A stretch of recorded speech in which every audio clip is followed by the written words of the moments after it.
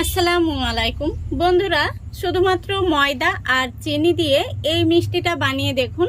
অন্য মিষ্টি খাওয়া ভুলে যাবেন, আর বাচ্চা থেকে বড় সবাই খুবই পছন্দ করবে। তো চলুন আজকের এই রেসিপিটা দেখে নেওয়া যাক।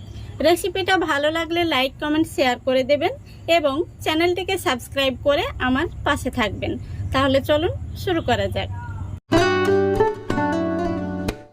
তো বন্ধুরা, এখন আমি এখানে একটি মিক্সিং বোল নিয়েছি আর এর মধ্যে নিয়ে নিচ্ছি মেজারিং কাপ মেপে 1.5 কাপ ময়দা। তো বন্ধুরা, এখানে আমি ময়দাটা দেওয়ার পরে স্বাদ মতো লবণ দিয়েছি, সেটা স্কিপ হয়ে গেছে। তারপরে দিয়ে দিচ্ছি চা চামচের 4 ভাগের 1 ভাগ বেকিং সোডা। এবার আমি এই চামচ দিয়ে শুকনো উপকরণগুলো খুব ভালো করে মিশিয়ে নিচ্ছি।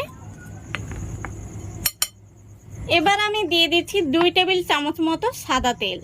এখানে চাইলে আপনারা সাদা তেলের পরিবর্তে ঘি ব্যবহার করতে পারেন। এবার আমি হাত দিয়ে ময়দাটাকে খুব ভালো করে ময়ান দিয়ে নেব। তো বন্ধুরা, শুধুমাত্র ময়দা আর চিনি দিয়ে যে এত সুন্দর শুকনো মিষ্টি বানানো যায় আপনারা না দেখলে বিশ্বাসই করতে পারবেন না। তাই পুরো ভিডিওটি স্কিপ না করে আপনারা শেষ পর্যন্ত দেখতে থাকুন। তো দেখুন, আমি খুব ভালো করে কিন্তু ময়ান দিয়ে নিয়েছি। এইভাবে মুঠো করলে দলা পেকে যাচ্ছে, আবার একটু ঠাসা দিলে ভেঙে যাচ্ছে। এখন আমি অল্প অল্প জল দিয়ে একটি ডো মেখে নেব। ডোটা কিন্তু খুব বেশি নরম হবে না অথবা শক্তও হবে না, একটি মিডিয়াম ডো মেখে নিতে হবে। তো দেখুন বন্ধুরা, খুব সুন্দর করে আমি ডোটাকে মেখে নিয়েছি। এই দেখুন, ডোটা কিন্তু এরকম হবে। এখন আমি ডোটাকে হাত দিয়ে এইভাবে কয়েক টুকরো করে নেব।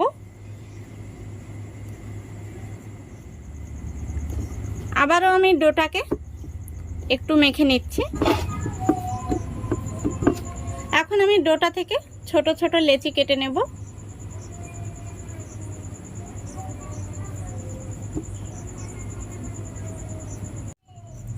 দেখুন বন্ধুরা, সবগুলো লেচি আমি কেটে নিয়েছি। এখান থেকেই এখন আমি একটি করে লেচি হাতের মধ্যে নিয়ে একটু মসৃণ করে নেব। তারপরে এইভাবে আমি একটু লম্বা শেপ দিয়ে নেব। এইভাবে আমি প্রত্যেকটি মিষ্টির শেপ দিয়ে নেব।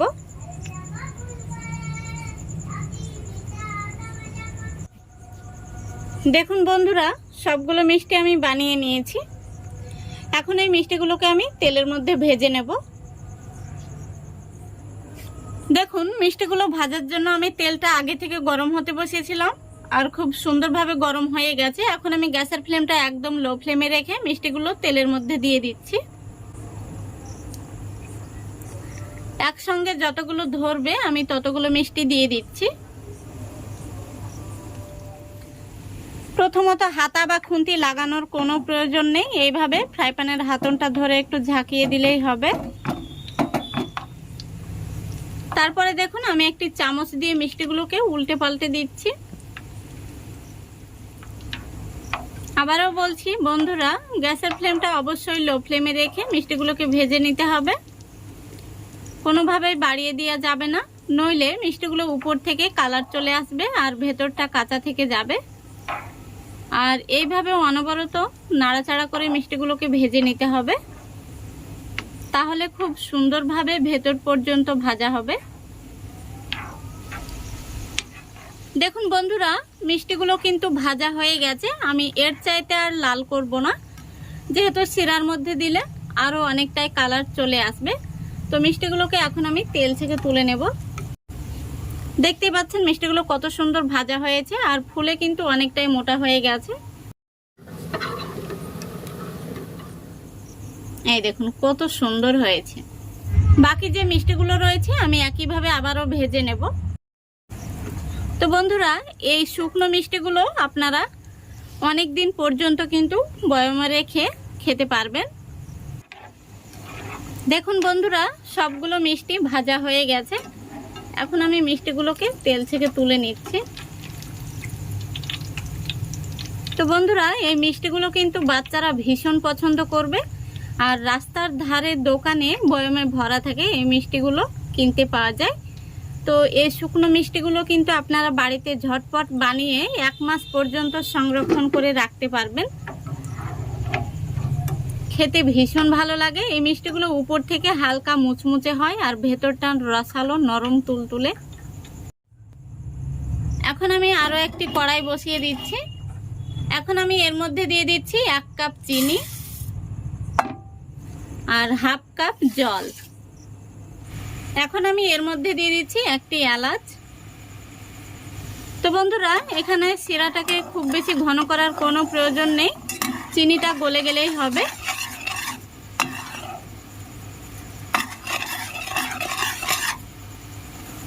তো দেখুন বন্ধুরা, চিনিটা পুরোপুরি গলে গেছে, এই দেখুন। এখন আমি এই শিরার মধ্যে ভেজে রাখা মিষ্টিগুলো দিয়ে দেব। তারপরে মিষ্টিগুলোকে আমি খুব ভালো করে নাড়াচাড়া করে শিরার মধ্যে মেখে নেব। এবার গ্যাসের ফ্লেমটা আমি অফ করে দিচ্ছি। তারপরে মিষ্টিগুলোকে আমি এইভাবে খুব ভালো করে নাড়াচাড়া করে দিচ্ছি। দেখুন, আমি মিষ্টিগুলোকে খুব ভালো করে নাড়াচাড়া করে দিয়েছি। এখন আমি ঢাকা দিয়ে মিষ্টিগুলোকে রেখে দেব 30 মিনিটের জন্য। তো ফিরে আসছি 30 মিনিট পর। দেখুন বন্ধুরা, পুরো 30 মিনিট পর আমি ফিরে আসলাম। মিষ্টিগুলো দেখুন কত সুন্দরভাবে শিরাটা স্যুপ করে নিয়েছে। এখন আমি এই মিষ্টিগুলোকে একটি প্লেটে সার্ভ করে নেব। সবগুলো মিষ্টি আমি সার্ভ করে নিয়েছি। আর মিষ্টিগুলো দেখতে কত সুন্দর হয়েছে। আমি একটি মিষ্টি আপনাদের দেখিয়ে দিচ্ছি ভেতর থেকে কতটা রসালো হয়েছে। এই যে দেখুন, আশা করি দেখতে পাচ্ছেন। মিষ্টিটা আমি চাপ দিচ্ছি, ভেতর থেকে রসটা বেরিয়ে আসছে।